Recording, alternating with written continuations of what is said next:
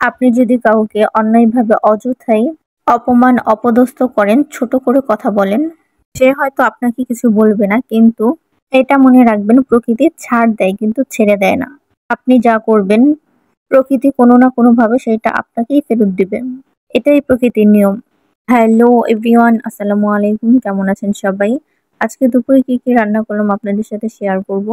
আজকে শাক রান্না করব এবং চাল কুমড়োর বড়া বানাবো।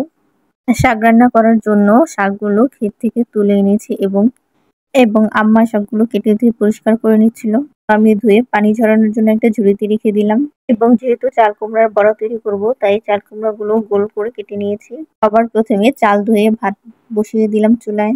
ভাত রান্না করা হয়ে গেলে চুলা থেকে নামিয়ে নিব এবং চুলায় কড়াই বসিয়ে দিব এবং কড়াইতে কেটে রাখা শাকগুলো দিয়ে দিব সিদ্ধ করার জন্য, এবং শাকের সাথে কেটে রাখা কাঁচামরিচ এবং একটু লবণও দিয়ে দিয়েছি। লবণ দিয়ে শাকটা সিদ্ধ হওয়ার জন্য একটু ঢেকে রাখবো। শাকটা সিদ্ধ বসিয়ে দিয়ে আমি কিছু পেঁয়াজ রসুন কেটে নিয়েছি শাকটা বাগার দেওয়ার জন্য। শাক হয়ে গেলে চুলায় অন্য আরেকটা কড়াই বসিয়ে দিব এবং তাতে তেল দিয়ে দিব। তেলটা যখন গরম হয়ে আসবে, তেলের মধ্যে কেটে রাখা পেঁয়াজ রসুন দিয়ে দিব। পেঁয়াজ রসুন কিছুক্ষণ ভালোভাবে ভেজে যখন ব্রাউন হয়ে আসবে, তখন পেঁয়াজ রসুনের মধ্যে শাকটা দিয়ে দিব। রসুন দিয়ে শাকটা ভালোভাবে বাগার দিয়ে নিব। একটা বাগার দেওয়া হয়ে গেলে আমি একটা বাটিতে তুলে নিচ্ছিলাম।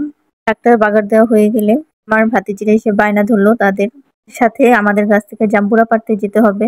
তাই তাদের দুজনকে সাথে নিয়ে চলে গেলাম জাম্বুরা গাছের নিচে এবং কয়েকটা জাম্বুরা পেড়ে নিলাম। আমাদের জাম্বুরা গাছটা যেহেতু পুকুরের সাথেই, তাই যে জাম্বুরা গুলো পাড়ছিলাম সবই পানিতে পড়ে যাচ্ছিল। তারপর পানি থেকে জাম্বুরা গুলো তুলে নিলাম এবং সবগুলো জাম্বুরা বাড়িতে নিয়ে আসলাম ভর্তা বানানোর জন্য।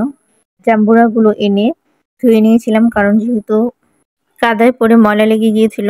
জাম্বুরা গুলো আমি কেটে খোসাগুলো ছাড়িয়ে নিচ্ছিলাম। আমি এইখান থেকে মাত্র 2টা জাম্বুরা কেটে নিয়েছি আর বাকিগুলো রেখে দিয়েছি। জাম্বুরা থেকে খোসাগুলো ছাড়ানো হয়ে গেলে গুলো বিচিগুলো ছাড়িয়ে ভর্তা বানানোর জন্য বাটিতে রেখে দিচ্ছিলাম।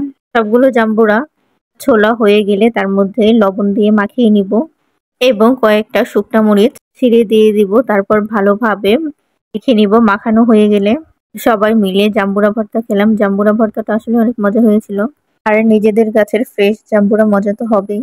জাম্বুরা খাওয়া শেষ হলে চলে আসলাম চাল কুমড়ার বড়া বানানোর জন্য। বড়া বানানোর জন্য চাল কুমড়ার সাথে কিছু চালের গুঁড়া এবং হলুদ মরিচ মাখিয়ে নিচ্ছিলাম। হলুদ মরিচ মাখানো হয়ে গেলে চুলায় কড়াই বসিয়ে দিব এবং তাতে তেল দিয়ে দিব। তেলটা যখন গরম হয়ে আসবে, তখন তেলের মধ্যে মাখানো চাল কুমড়ার বড়াগুলো একে একে দিয়ে দিব। চাল কুমড়োগুলো কড়াইতে দেওয়া হয়ে গেলে ভালোভাবে ভেজে নিব। কুমড়োর বড়ার এক পিঠ ভাজা হয়ে গেলে অন্য পিঠ উল্টে দিব। এইভাবে উল্টে পাল্টে বড়াটা ভালোভাবে ভেজে নিব। ভাতিজিদের বায়না রাখার জন্য অর্ধেক রান্না করেই চলে গিয়েছিলাম তাদের সাথে। এসে এখন বাকি রান্নাগুলো শেষ করলাম।